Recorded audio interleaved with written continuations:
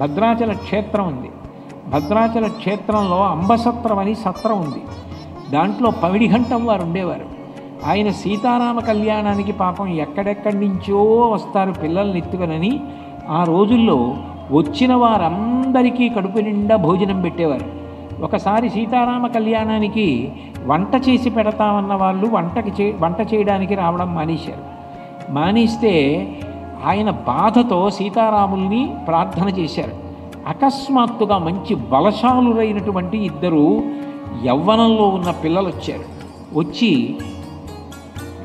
మేము వంట చేసి పెడతాం, కానీ మేము వంట చేసేటప్పుడు మీరు చూడకూడదు, తలుపులేసి వంట చేస్తామని చెప్పి తలుపులేసి వాళ్ళు గుండిగలు తీసుకొచ్చారు. తీసుకొచ్చి గుండిగలలో వంట చేసేసి అక్కడ అన్నం పప్పు అన్నీ పెట్టేసి తలుపులు తీసి ఇక మధ్యాహ్నం అవుతోంది, భక్తులు వస్తారు, వడ్డించేయండి అని చెప్పారు.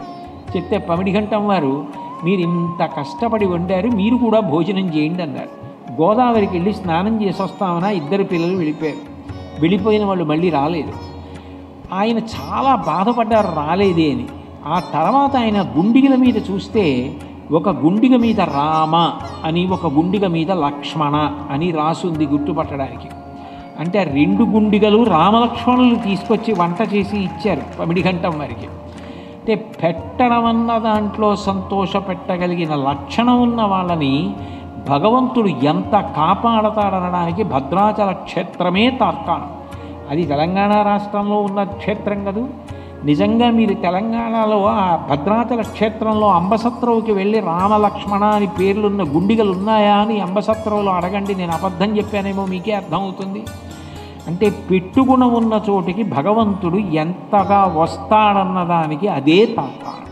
అందున మీకు తెలిసో తెలియకో ఎవరైనా మహాత్ముడు కానీ మీరు పెట్టినది తిన్నా, భగవత్కార్యం మీద ఉన్నవాడు తిన్నా, భగవంతుడు సంతోషించి తిన్నా దాని ఫలితం ఇంతే ఉంటుంది అని చెప్పడం ఎవరికీ సాధ్యం కాదు.